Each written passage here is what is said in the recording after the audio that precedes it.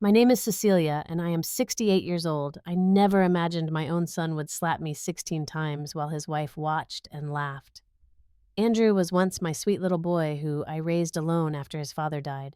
But people change. When he married Heather, everything fell apart. So when they both left that morning, I made a decision that would change all our lives forever. I sold their house right from under them. Let me tell you where it all began. If you are watching this, please let me know where you are watching from and hit that like and subscribe button. Trust me, you will want to hear how this ends. After my husband Thomas died from lung cancer when Andrew was just 12 years old, I found myself facing the most difficult challenge of my life. Becoming a single mother overnight wasn't something I had ever prepared for.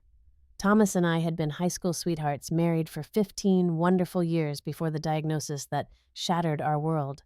The doctors gave him 6 months, but my Thomas fought for almost a year before he finally let go. Those early days were a blur of funeral arrangements, paperwork, and trying to hold myself together for Andrew's sake. I remember sitting at our kitchen table late at night, bills spread out before me, wondering how I would make ends meet on just my salary as a school administrative assistant. Thomas had some life insurance, but it wasn't enough to sustain us for long. "Mom, are we going to be okay?" Andrew asked one night, finding me crying over our finances. His young face was so serious, so concerned. In that moment, I made a promise both to him and to myself. "Yes, sweetheart, we are going to be just fine. I promise you that." And I meant it. I picked up a second job waiting tables at night after my school day ended. I would rush home, make dinner for Andrew, help with his homework, and then head out to work until midnight. Our elderly neighbor, Mrs. Patterson, would check in on him while I was gone. It wasn't ideal, but we managed. Despite working 2 jobs, I never missed Andrew's school events. I would rearrange my schedule, take unpaid time off if necessary, but I was always there sitting in the audience at his band concerts, cheering from the sidelines at his soccer games. Those moments were precious to me, seeing the pride on his face when he spotted me in the crowd. As Andrew entered his teen years, our bond grew even stronger. While other parents complained about their rebellious teenagers, Andrew remained thoughtful and considerate.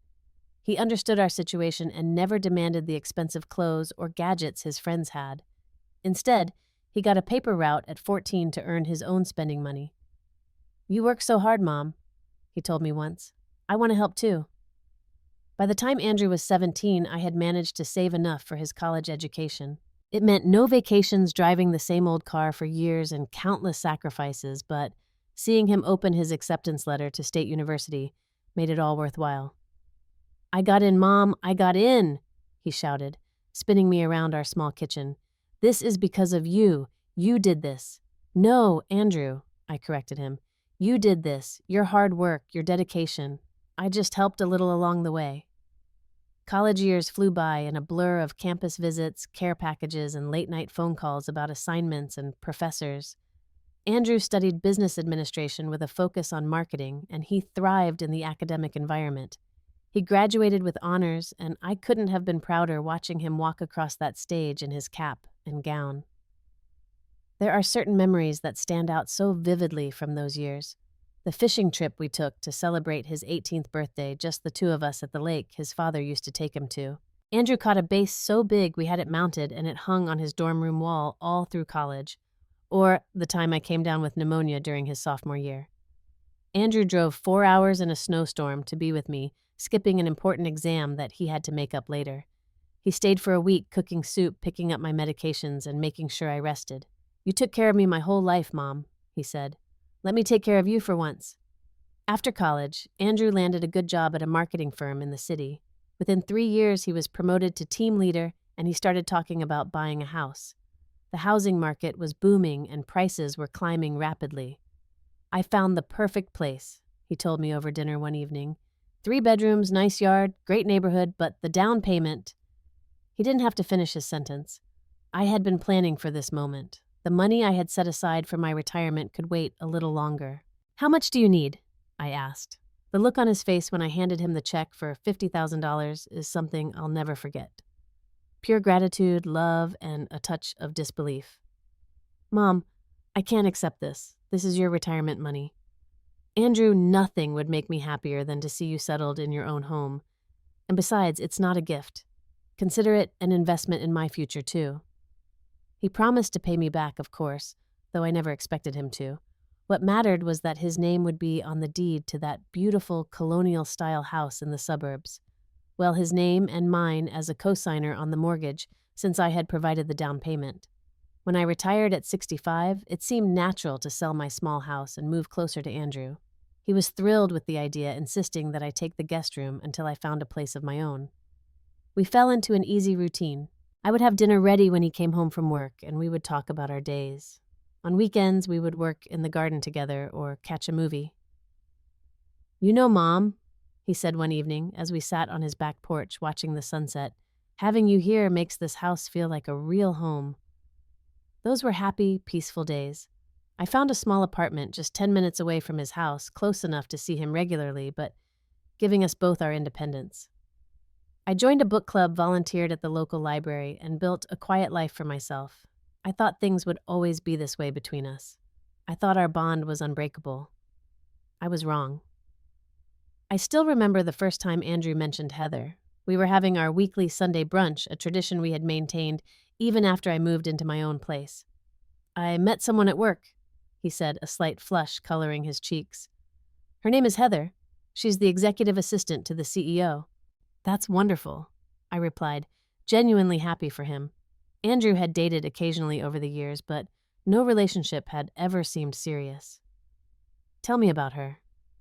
"She's amazing, Mom. Smart, ambitious, beautiful. She graduated from Westbrook University with honors.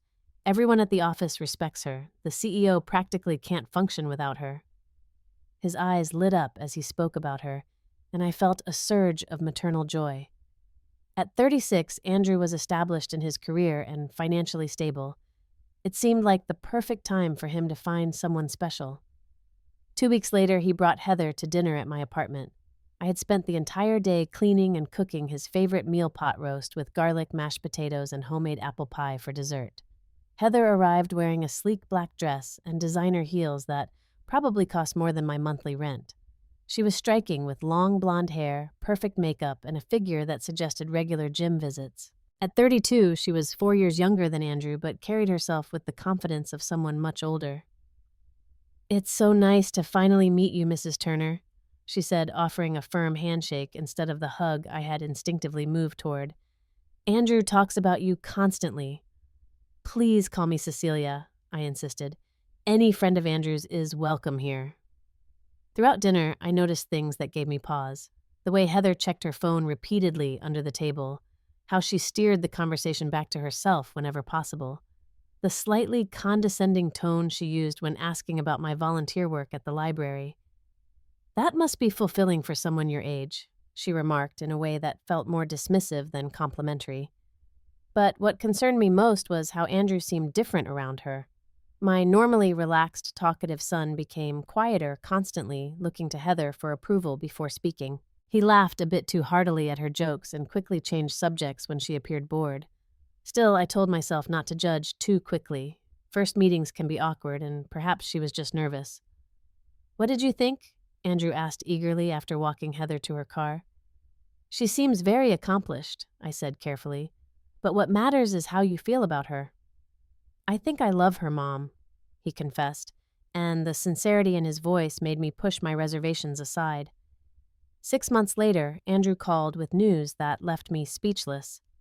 "We're getting married," I proposed last night, and she said yes. The wedding was a lavish affair at an exclusive country club. Heather's parents, wealthy real estate developers from Connecticut, spared no expense. I felt out of place among the 300 guests, most of whom were Heather's family and friends. Andrew had always been more introverted, with just a small circle of close friends who seemed equally overwhelmed by the extravagance. "Isn't this a bit much?" I whispered to Andrew during the cocktail hour. "You always said you wanted a small, intimate wedding." "Heather deserves the best, Mom," he replied defensively. "And her parents wanted to do this for her." I noticed he didn't say, "for us." After the honeymoon in Bali, things began to change subtly at first. Our Sunday brunches became monthly, then sporadic. Andrew always had a reason. They were renovating the house. Heather had planned a weekend getaway. They had a dinner party with her colleagues. "Sorry, Mom, we'll make it up to you next week." became his standard line, though next week rarely came.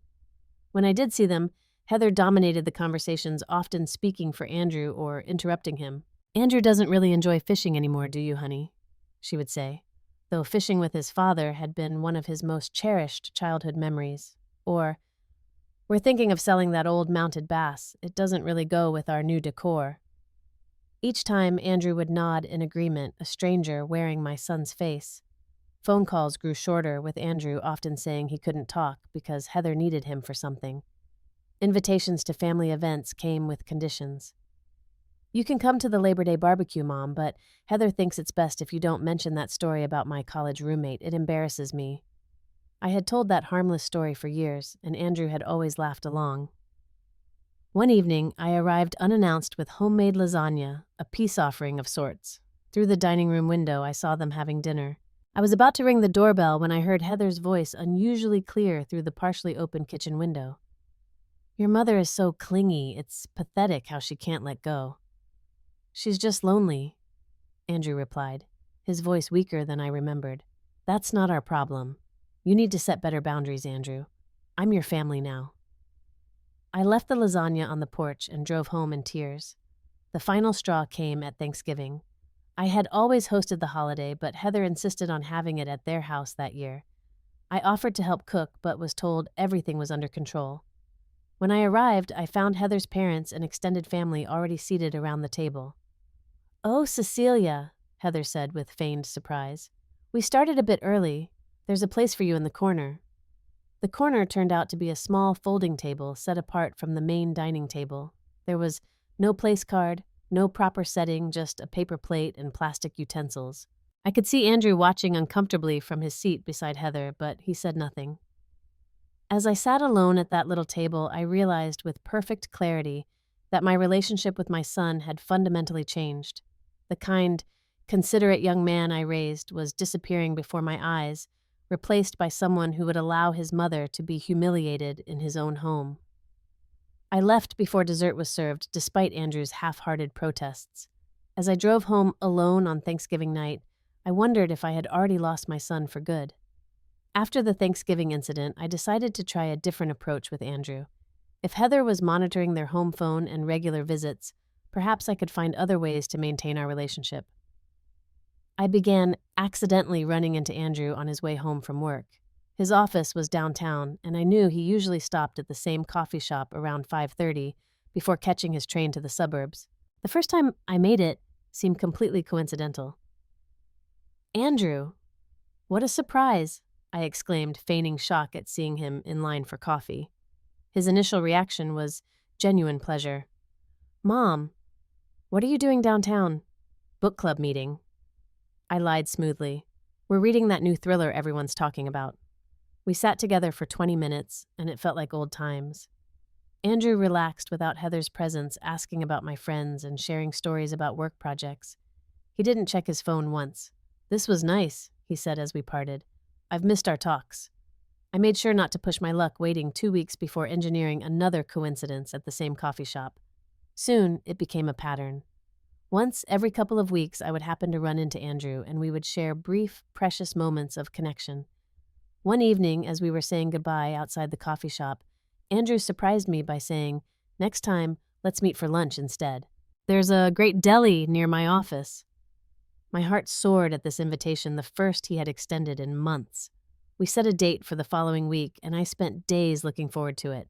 The lunch was wonderful. Andrew seemed more like himself than he had in ages, showing me pictures on his phone of a marketing campaign he was particularly proud of, asking about my volunteer work at the library. "We should do this more often," I suggested cautiously. "I would like that," he agreed, and for a moment I felt hope returning. We managed 3 more lunch meetings before everything fell apart. I was waiting at our usual table at the deli when Andrew arrived, looking flustered. "Mom, I can't stay," he said, standing awkwardly by the table. "Something came up at work." But his eyes wouldn't meet mine, and I knew instantly that something was wrong. "Andrew, what's happening?" "You can tell me." He sank into the chair, shoulders slumped. "Heather found out about our lunches. She went through my calendar and saw the recurring appointments." "And why is that a problem?" I asked, though I already knew the answer. She feels, he paused, clearly, repeating words that weren't his own, that I've been dishonest with her, that these secret meetings undermine our marriage. Secret meetings Andrew were having lunch. A mother and son having lunch is hardly a conspiracy. He winced at my tone. I need to respect her feelings, Mom. She's my wife. And I'm your mother. The person who raised you single-handedly after your father died. The person who worked 2 jobs so you could go to college.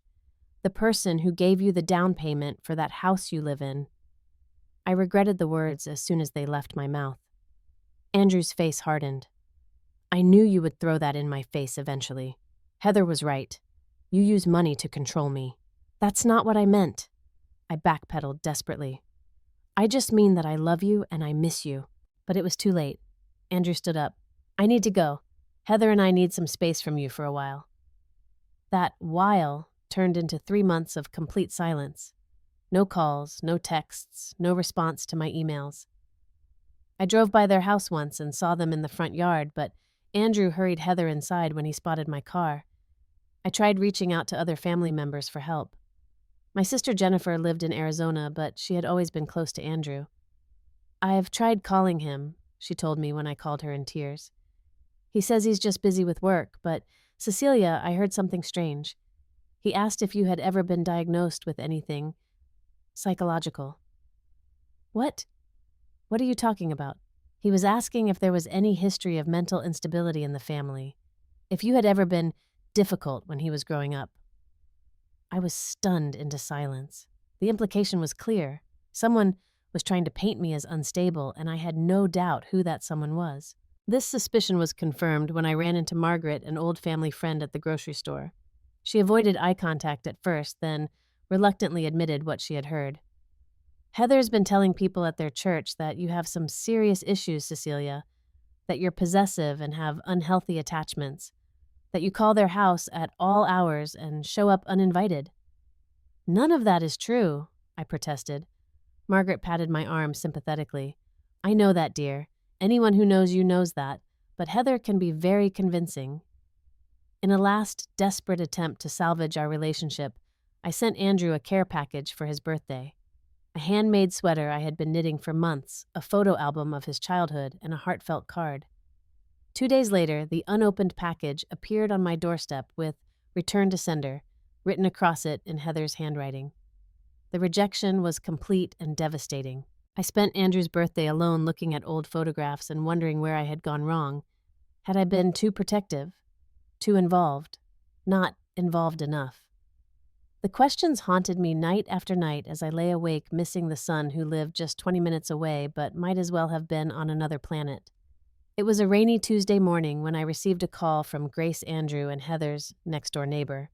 We had met a few times at neighborhood gatherings before Heather entered the picture, and she had always been kind to me. Cecelia, I'm not sure if I should be calling, but I thought you would want to know. Andrew has been terribly sick for the past few days, some kind of flu that's going around. My heart dropped. How bad is it? Bad enough that he couldn't go to work yesterday or today. I brought over some soup, and he looked awful. High fever, barely able to get to the door. Is Heather taking care of him?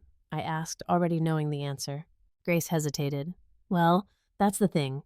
Heather left for a conference in Chicago yesterday morning. She won't be back until Friday. I thanked Grace for letting me know and hung up. For almost an hour, I debated what to do. Andrew had made it clear he didn't want me in his life, but he was sick and alone. What kind of mother would I be? If I didn't at least try to help decision made, I packed a bag with homemade chicken soup, fever reducers, herbal tea, and other essentials. The drive to their house felt surreal, like visiting a place I had once known well but had become foreign. I parked across the street, gathering my courage before approaching the front door. The house looked different somehow. Heather had replaced my son's beloved oak rocking chair on the porch with modern furniture that looked uncomfortable but trendy. The cheerful yellow paint I had helped Andrew choose had been repainted a sterile gray. Taking a deep breath, I rang the doorbell. No answer. I rang again, then knocked. Finally, I heard shuffling footsteps. The door opened to reveal Andrew, pale and sweaty, wrapped in a bathrobe. For a second, shock registered on his face, followed by something that might have been relief. "Mom, what are you doing here?" "I heard you were sick. I brought some things that might help." Before he could respond, I heard a female voice from inside the house. "Who is it? Andrew?" My confusion must have shown on my face. Wasn't Heather supposed to be in Chicago? Andrew's expression changed instantly, panic replacing surprise. Heather appeared behind him, looking perfectly healthy and definitely not at any conference. She was wearing yoga pants and one of Andrew's t-shirts, her hair pulled back in a ponytail. "What is she doing here?" Heather asked, her tone making "she" sound like something unpleasant. "I heard Andrew was sick," I explained, holding up my bag of supplies. "I brought some soup and medicine." "He's fine," Heather snapped. "I'm taking care of him." "But Grace said you were at a conference in Chicago." A flash of anger crossed Heather's face. "You've been spying on us. Having the neighbors report to you, this is exactly the kind of boundary violation we've been talking about, Andrew." "I wasn't spying," I protested. "Grace called me because she was concerned. And why would she call you instead of 911 if there was a real emergency?" "This is our home and you are not welcome here uninvited." I looked to Andrew, expecting him to defend me, to say that his mother was always welcome in his home. But he stood silently, fever-flushed and miserable. "Andrew," I said softly, "I just wanted to help. You're sick and I'm your mother." Something in my tone must have reached him because he took a step toward me. "Mom, Heather immediately grabbed his arm. "Don't let her manipulate you. Remember what Dr. Sheldon said about enforcing boundaries, Dr. Sheldon, they were seeing a therapist. What lies had Heather been feeding this doctor about me? I'm not manipulating anyone." I said, my voice rising despite my best efforts to stay calm. "I'm trying to take care of my sick son, which is more than you're doing, Heather, with your fake conference." "See?" Heather turned to Andrew. "This is exactly what the doctor warned us about. She's trying to drive a wedge between us. She can't accept that you have a life separate from her." "That's not true," I insisted, looking directly at Andrew. "All I've ever wanted is for you to be happy, but this isn't happiness, Andrew. She's isolating you from everyone who loves you. Can't you see that?" Andrew's eyes flickered with something, a brief moment of clarity perhaps. But then Heather pressed herself against him possessively. "You need to leave," she said coldly, "or we'll call the police and report you for harassment." "Andrew," I pleaded, ignoring her. "Think about everything we've been through together. Remember who you are, who you were before all this." For a moment, I thought I was getting through to him, but then Heather whispered something in his ear and his face transformed. "You should go, Mom," he said, his voice flat. "Heather's right. You're crossing boundaries." "Boundaries? I'm your mother. There are no boundaries when you're sick and need help." "That's your problem right there," Heather interjected. "You don't respect our marriage or our privacy.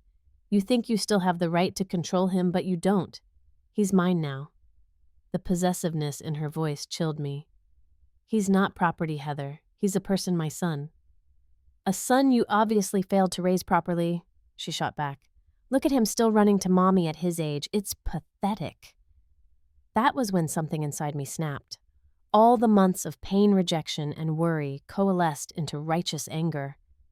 "How dare you?" I said, stepping forward. "You have no idea the sacrifices I made for him. I gave up everything to make sure he had opportunities. I worked myself to the bone to put him through college. I gave him the down payment for this house, which, may I remind you both, has my name on the deed as well." Heather laughed, a harsh, mocking sound. "Oh, here we go with the money again. Did you hear that, Andrew? She's throwing the down payment in our faces, just like I said she would."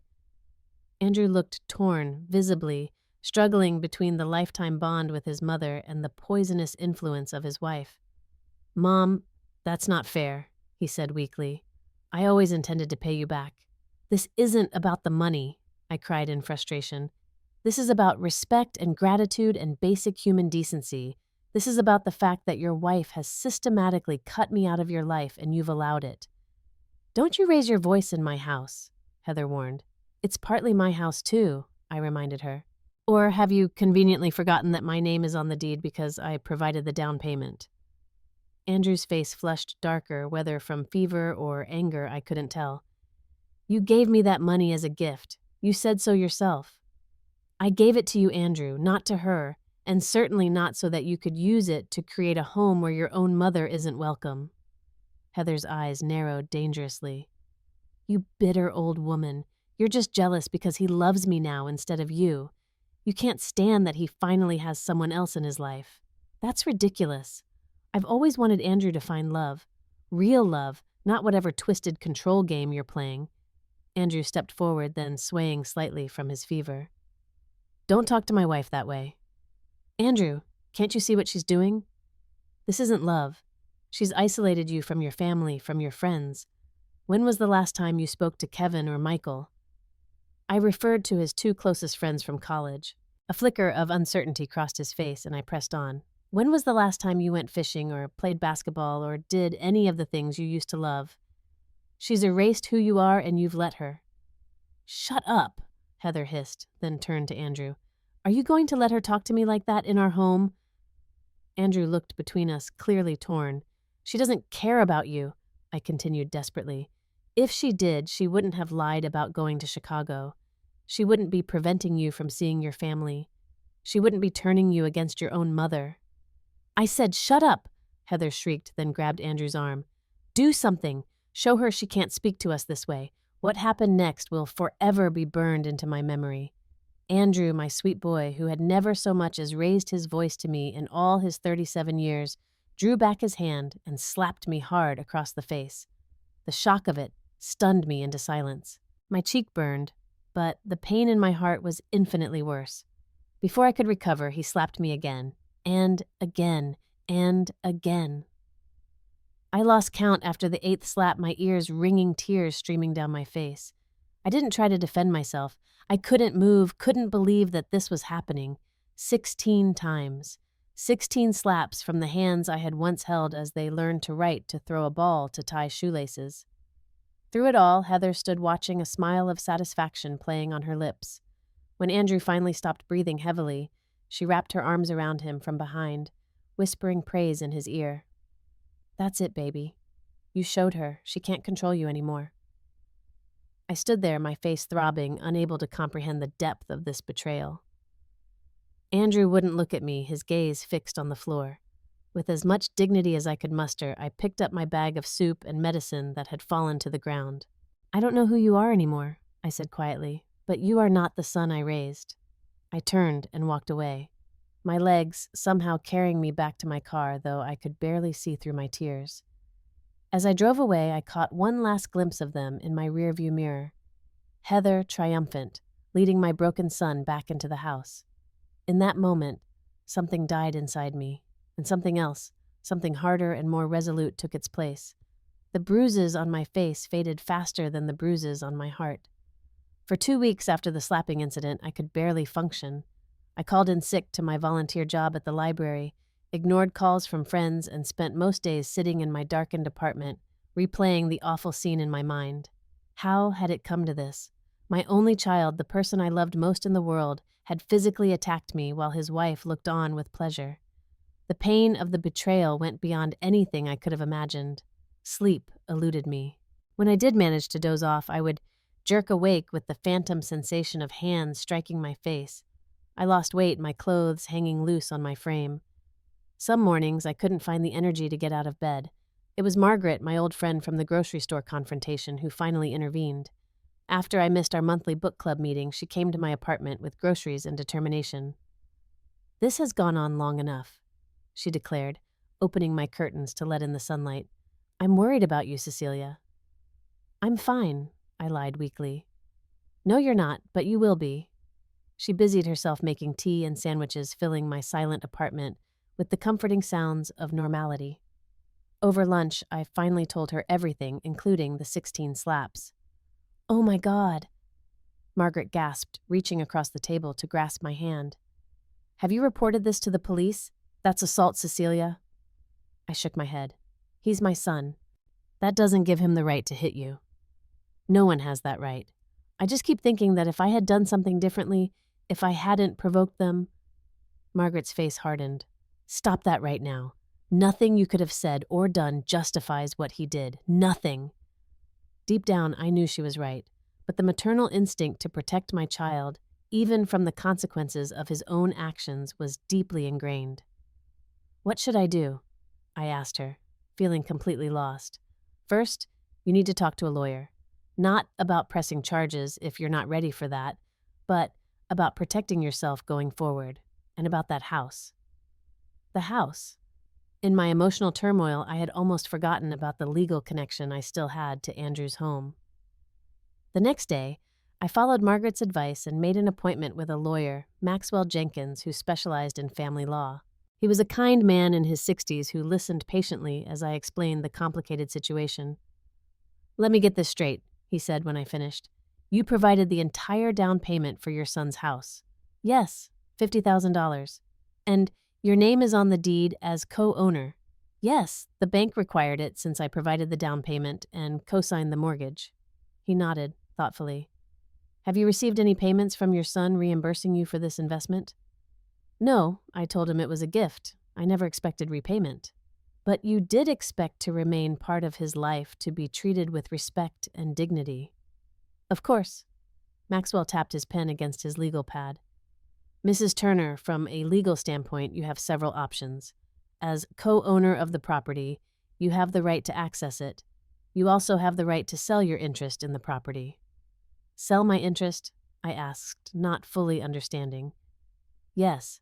In fact, as co-owner, you have the right to force a sale of the entire property, not just your share." The thought had never occurred to me. Could I actually sell the house out from under them? Would I need Andrew's permission to do that? "No. As co-owner, you have equal rights to sell the property. Your son would be entitled to his share of the proceeds, of course, but you don't need his consent to initiate the sale." I sat back, stunned by this revelation. I don't know if I could do that to him.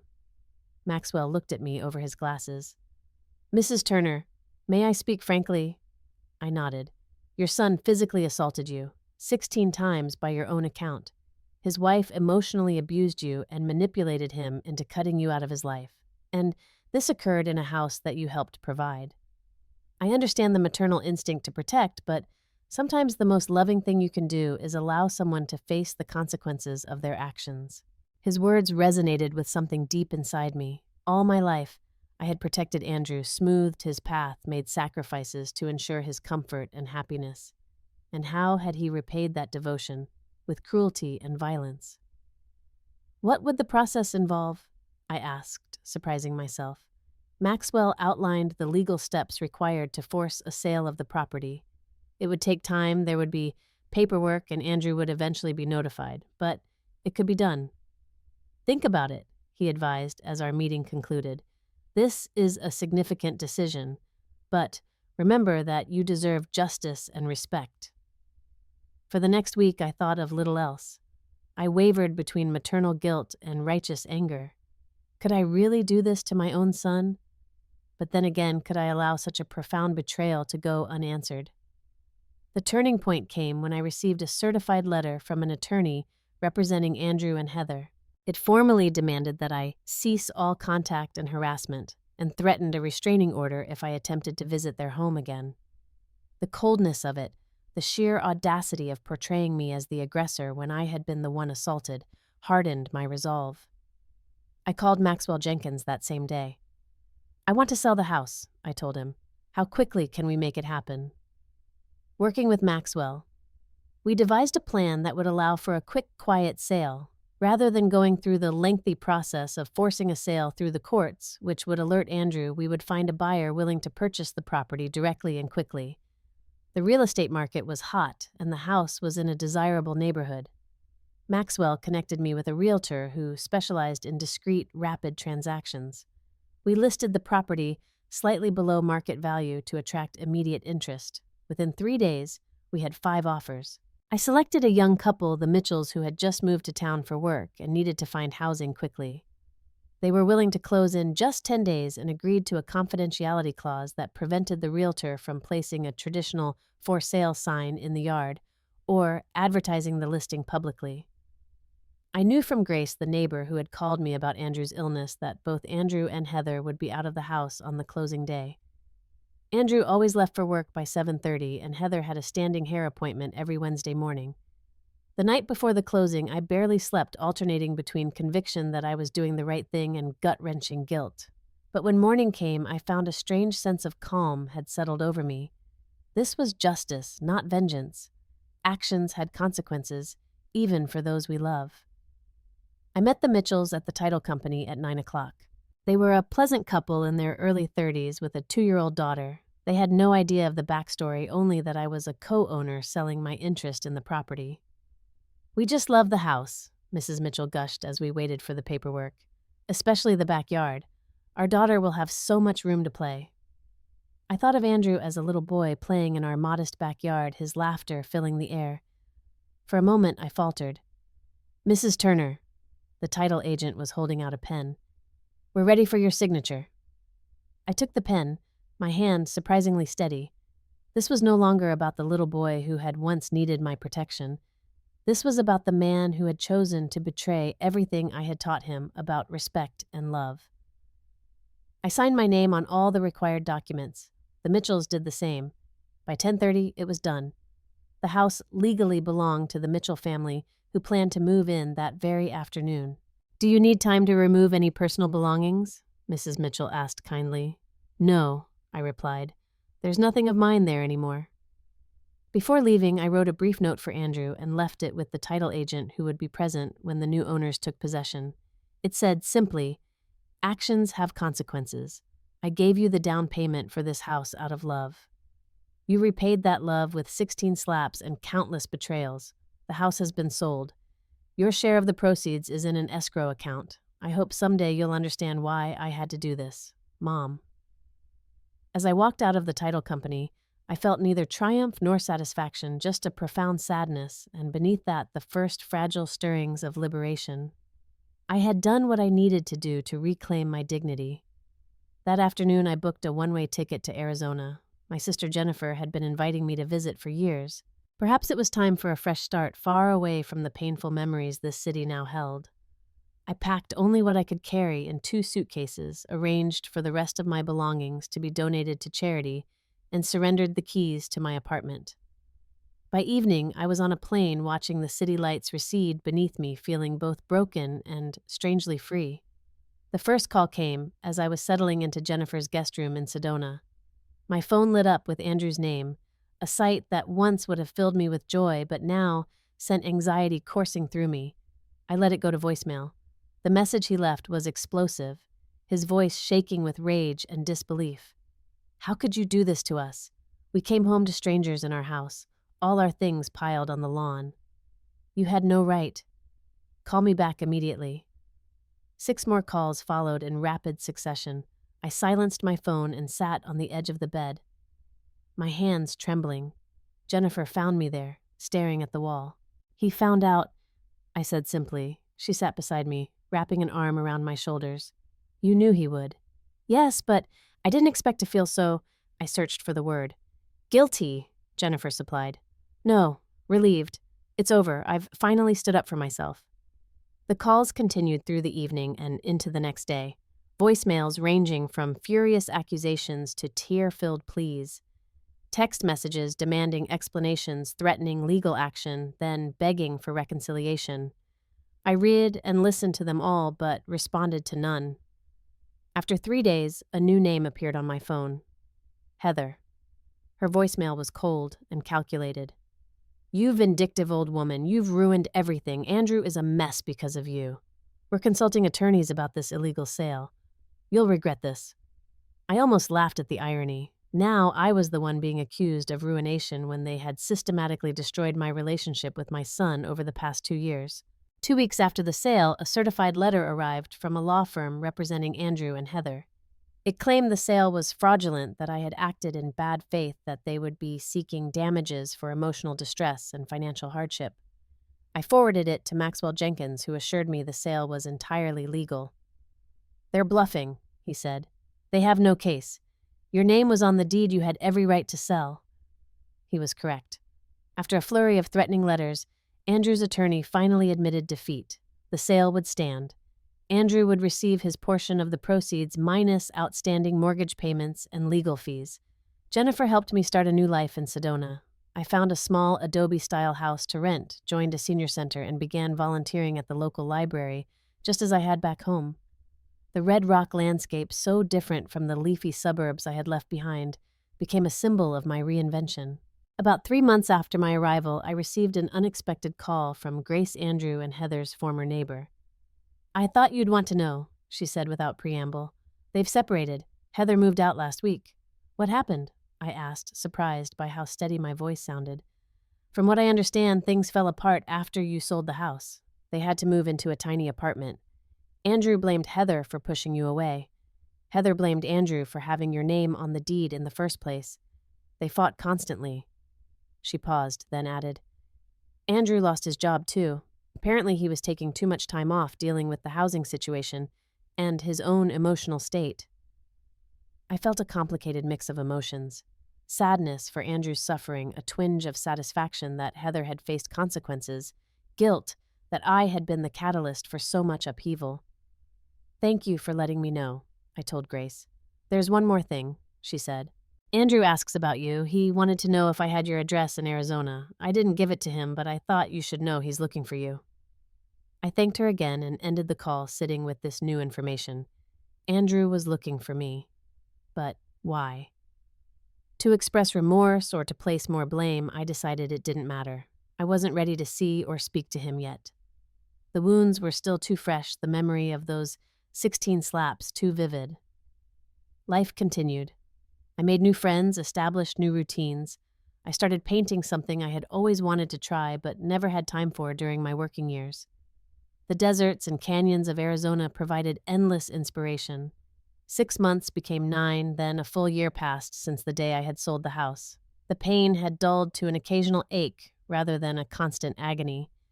I still thought of Andrew every day, but the thoughts were gentler now, less fraught with raw emotion. And then, on a warm October afternoon, as I was returning from the grocery store, I saw him. Andrew was sitting on the steps of my little adobe house, looking thinner than I remembered, his face more lined. He stood as I approached, uncertainty written across his features. For a long moment, we simply looked at each other across the distance, a mother and son forever changed by choices neither could unmake. The sight of Andrew standing there, his familiar figure silhouetted against my unfamiliar Arizona home, stopped me in my tracks. The grocery bags I carried suddenly felt unbearably heavy. "Mom," he said, simply, his voice catching on that single syllable. I didn't rush forward to embrace him as I might once have done. Instead, I walked carefully past him to my front door, unlocked it, and said, "You can come in if you want to talk."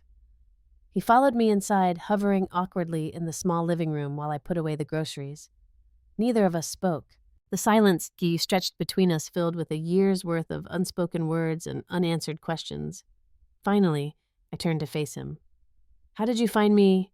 "Aunt Jennifer," he admitted. "I called her every week for months until she finally told me." I made a mental note to have a serious talk with my sister about boundaries. "Why are you here, Andrew?" He sank onto my sofa, looking suddenly exhausted.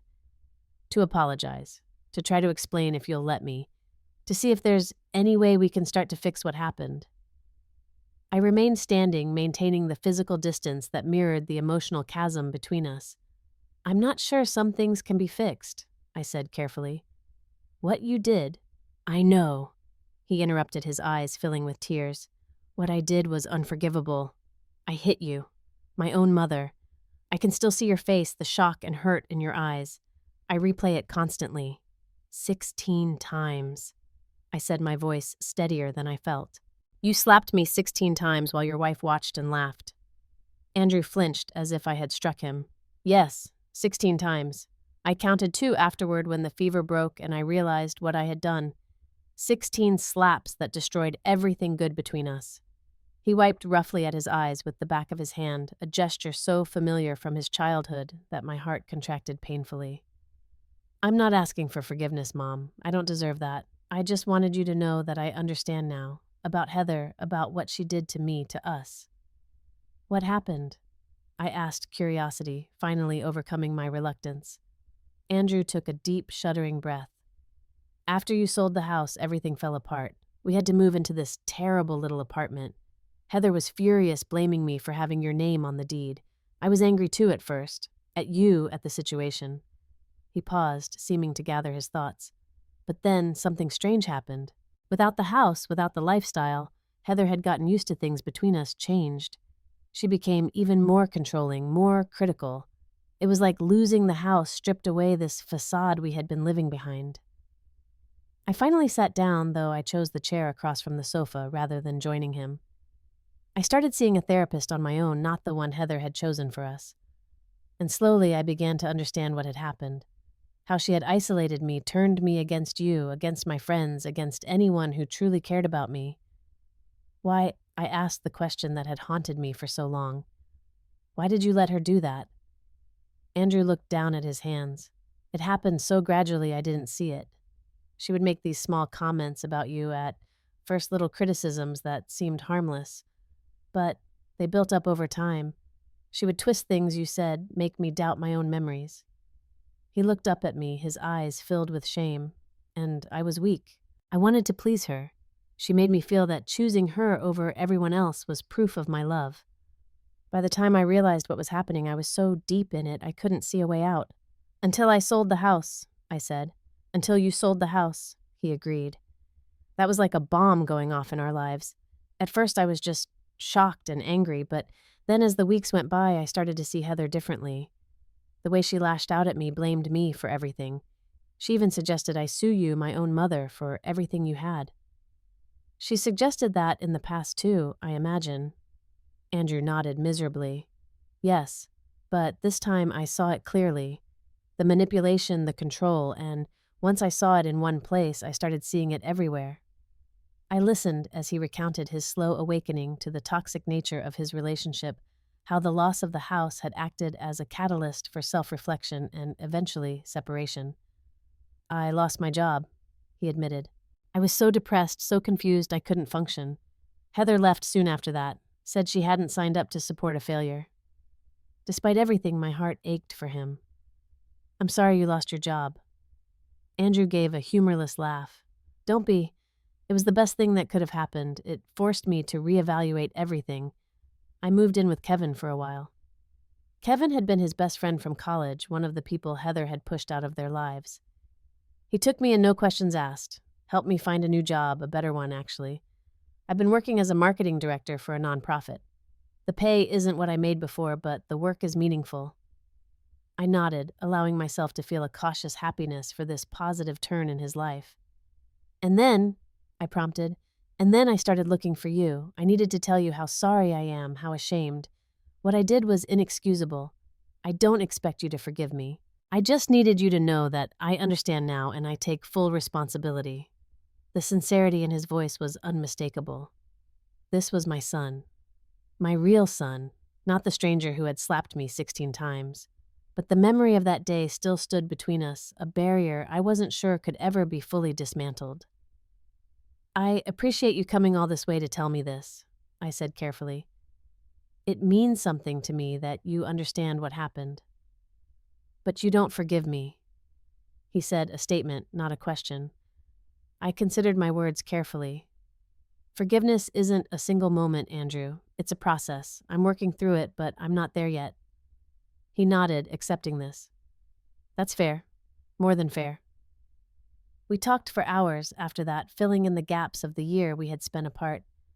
I told him about my new life in Sedona, my painting, the friends I had made.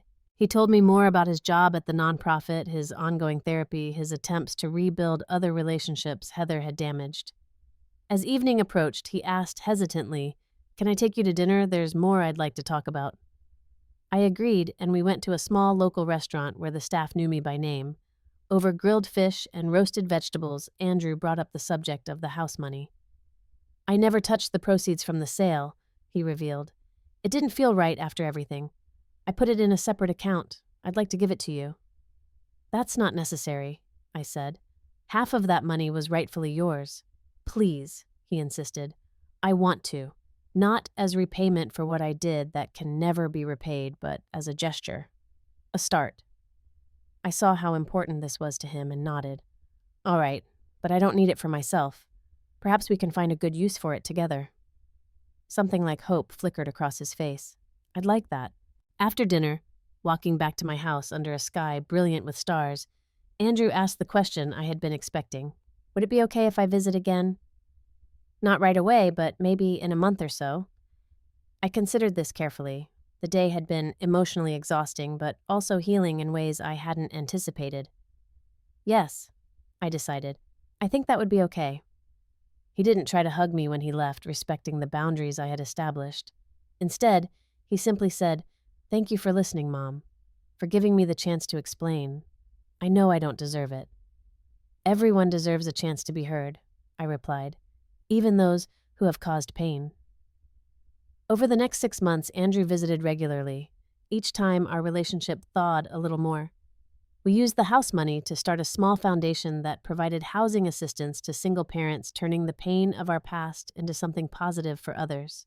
Eventually, Andrew moved to Arizona too, finding a job with a marketing agency in Phoenix, close enough to visit often, but far enough to give me the space I needed. The healing wasn't quick or easy. There were difficult conversations, moments of tension, old wounds that reopened unexpectedly. But slowly, steadily, we rebuilt something new between us. Not the same relationship we had before Heather, but something more mature, more balanced, with clearer boundaries and deeper understanding. One evening, as we sat on my patio watching the sunset paint the red rocks in shades of gold and crimson, Andrew asked, "Do you think you'll ever be able to fully forgive me?" I considered the question seriously. I already have, in many ways, but forgiveness doesn't mean forgetting or pretending it never happened. It means I've chosen not to let the pain define our relationship anymore. He nodded, understanding. "And what about you?" I asked. "Have you forgiven yourself?" "I'm working on it," he admitted. "Some days are harder than others." "That's as it should be," I said. "The things that matter most are rarely the easiest." As the last light faded from the sky, I realized that the hardest lesson of my life had also been the most valuable. I had learned that true love sometimes requires standing firm rather than giving way, that respecting yourself is as important as sacrificing for others, that boundaries are not barriers to love but foundations for healthy relationships.